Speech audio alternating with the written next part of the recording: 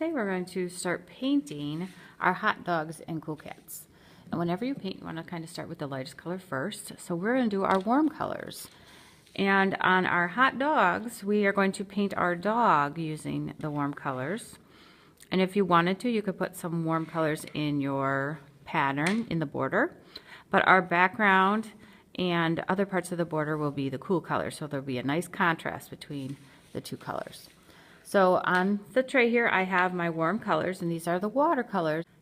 I have yellow, orange, red, and then this is a red violet, like a pinkish purple.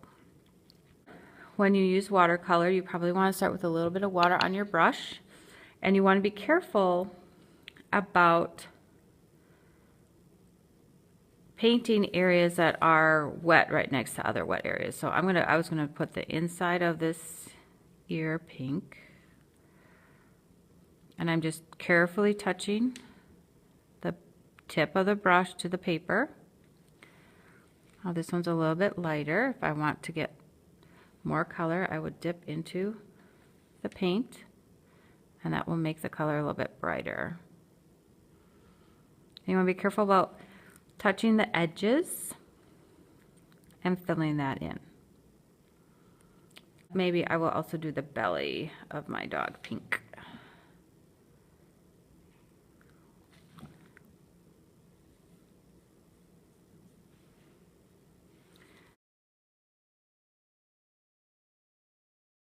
You want to be careful around your edges, making sure you can see the tip of your brush so that you're staying inside those lines. And then you can go quicker on the inside. And if it's a light color, by going back over it, it makes it a little bit more solid, more dark. If you are going to change color, so now I think I'm going to put some red on my dog. I want to make sure I clean up my brush totally, so I am tapping it on the bottom, and then I just double check on the paper. So my paper towel just looks wet, so that tells me that my brush is clean.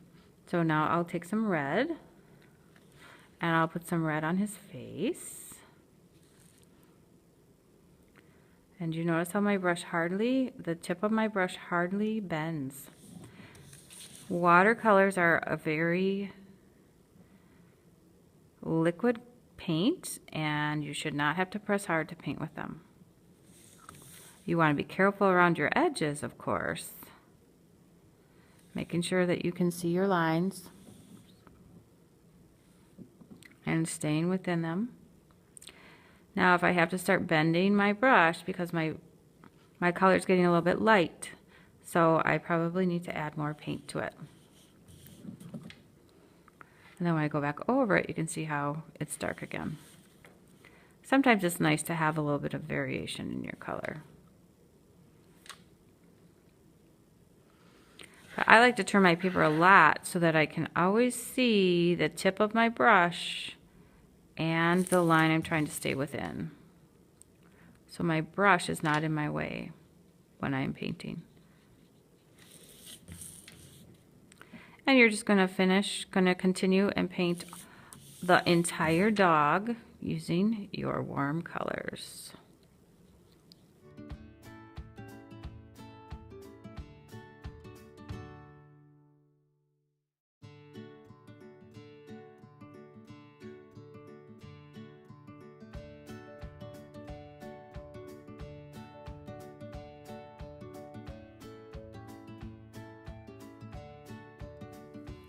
Once you finish the warm colors on your hot dog, then we're going to use the warm colors to paint parts of our cool cat. Just like the word says, it's a cool cat. So we're going to be putting our warm colors in the background. You can also put them in the border or in parts of the border. So I'm going to start with the hearts because I want those to be pink. So I'm going to use my pinkish purple color. And I'm going to carefully stay in my lines.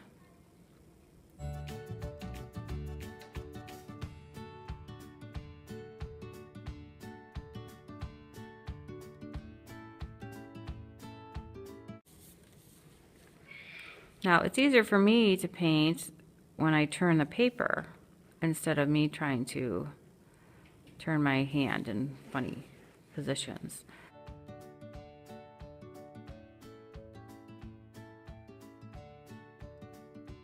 And you want to paint parts of the border and the entire background.